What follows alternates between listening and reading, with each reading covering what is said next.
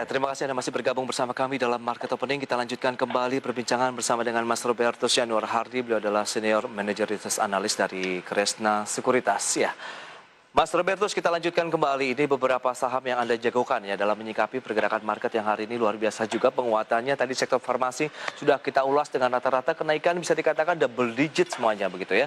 Kemudian ada beberapa sektor perbankan yang direkomendasikan, kemudian ada pertambangan dan telekomunikasi. Bank sudah kita ulas, fokus kepada Bank Mandiri meskipun naik tapi masih ada peluang sampai dengan 7.550. Kemudian sektor pertambangannya PTBA juga sedang melemah, justru itu peluang kita melakukan entry level, adapun rebound sampai dengan 3.400 hingga 3.710 ini adalah gap yang masih terbuka lebar untuk dituju ke sana. Kemudian sektor telekomunikasi ya, Anda juga jagokan ya, apa saja? Apakah Telkom atau ada yang lain?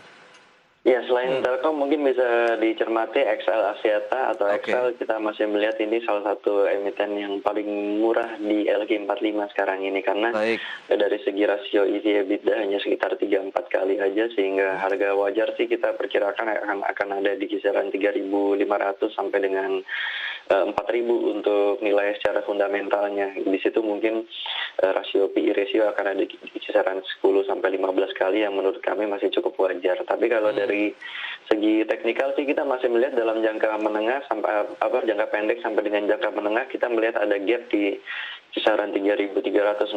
Ini juga kemungkinan akan bisa ditutup selama masih bisa bertahan di atas supportnya di 2.600.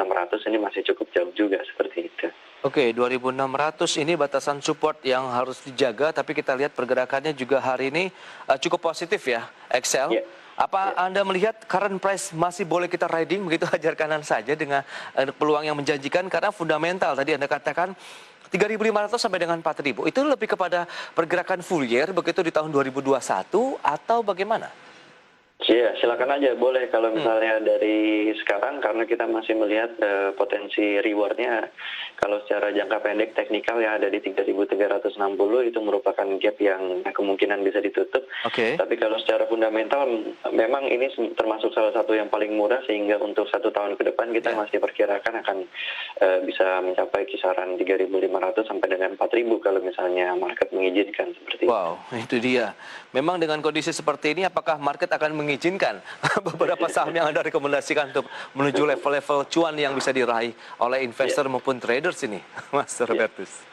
Ya, kalau kita melihat memang sentimennya masih cukup baik ya untuk market secara keseluruhan sehingga kita harapkan apalagi ya dengan adanya vaksinasi dan juga kalau di sektor telekomunikasi kan nanti ada 5G yang mulai rolling out meskipun Excel nggak dapat lelang ya, tapi kan nanti ada pembagian spektrum, pembagian frekuensi sharing ini juga sebenarnya masih akan ada dampaknya cukup positif karena lelang spektrum nggak ikut kemungkinan bisa menghemat seperti itu sih.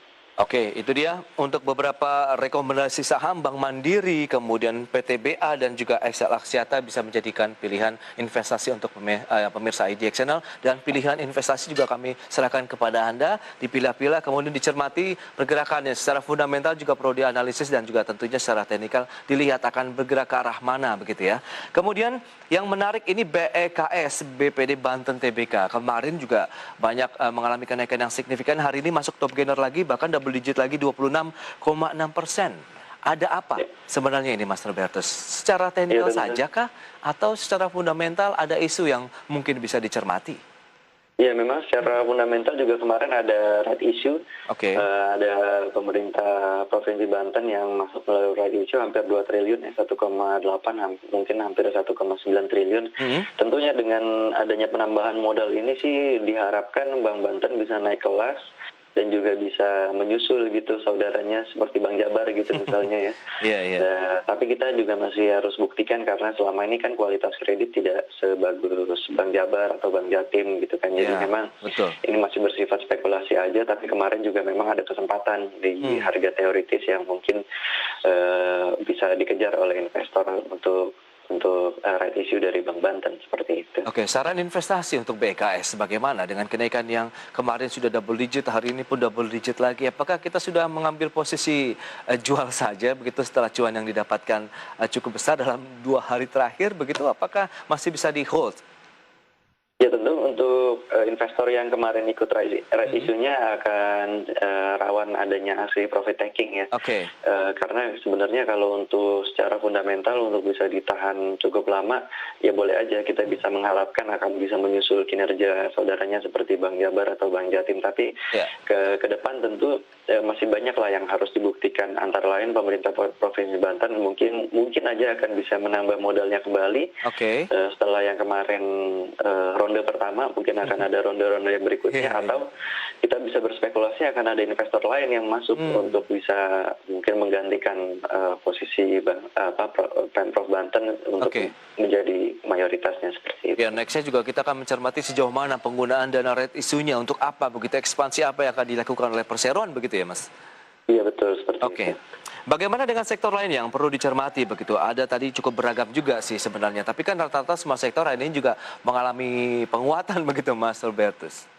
Iya, kalau kita lihat dari beberapa yang udah dibahas tadi, perbankan, pertambangan dan juga telekomunikasi sebenarnya masih ada emiten yang lain seperti misalnya telekomunikasi ada Telkom. Telkom kan di harga sekarang 3.610 tentu masih cukup jauh dari nilai fair value fundamentalnya di kisaran mungkin 3.900 sampai dengan 4.000 yang akan bisa kita harapkan bisa tercapai dalam 1 tahun ke depan, karena termasuk salah satu sentimen positif pendorongnya adalah 5G, meskipun ini butuh belanja modal atau capex yang besar, tapi di sisi lain juga menjanjikan potensi revenue atau pendapatan yang cukup besar dibandingkan misalnya Indosat gitu yang bottom line-nya masih negatif. Kita melihat Telkom dan XL punya stabilitas lah dalam hal revenue generating maupun earnings generatingnya, ini masih bottom line-nya kan positif, jadi ini masih bisa dijadikan pilihan Telkom, XL daripada misalnya Indosat seperti itu. Baik, sudah mulai terkena aksi profit taking nampaknya XL dan juga Telkom begitu, justru menjadi peluang kita mengambil posisi beli ya. Betul, bisa jadi peluang. Apa yang perlu dihindari atau perlu yang dijaga-jaga oleh investor dan trader dalam menyikapi penguatan indeks harga saham gabungan yang terjadi hari ini, Mas Robertus? Ya tentu kita untuk yang tradingnya investasinya jangka panjang sih tidak perlu khawatir ya, karena kalau misalnya ada terjadi profit taking baik hari ini maupun 1-2 hari ke depan, ini masih akan bisa dijadikan kesempatan untuk akumulasi kembali, karena kita masih melihat trajektorinya masih cukup positif, masih bullish. Dari bulan November kemarin sampai dengan Januari ini masih belum ada patah trendline bullishnya. Tapi kalau untuk yang jangka pendek ya kita masih perlu perhatikan, karena kenaikan 3-4 hari belakangan ini kan sudah cukup signifikan, biasanya akan diikuti oleh penurunan yang cukup wajar juga, cukup sehat seperti itu. Baik, berarti tetap harus hati-hati ya dalam menyikapi market. Kita juga jangan gegabah, jangan terburu-buru, dan jangan don't be greedy lah, bisa dikatakan begitu ya Mas Robertus ya, dalam menyikapi market seperti saat ini. Baik, Mas Robertus, ini mohon maaf waktu terbatas. Terima kasih banyak Mas atas waktu dan juga analisis yang sudah Anda berikan. Semoga bermanfaat tentunya bagi masyarakat investor dan traders di perdagangan hari ini. Sukses untuk Anda dan selamat melanjutkan aktivitas Anda kembali, Mas Robertus. Sama-sama, terima kasih. Sukses. Baik pemirsa, demikian perbincangan kami bersama dengan Robertus Yanuar Hardy, Senior Manager Research Analis dari Kresna Sekuritas. Di segmen berikutnya, kami masih akan kembali dengan sejumlah informasi menarik lainnya.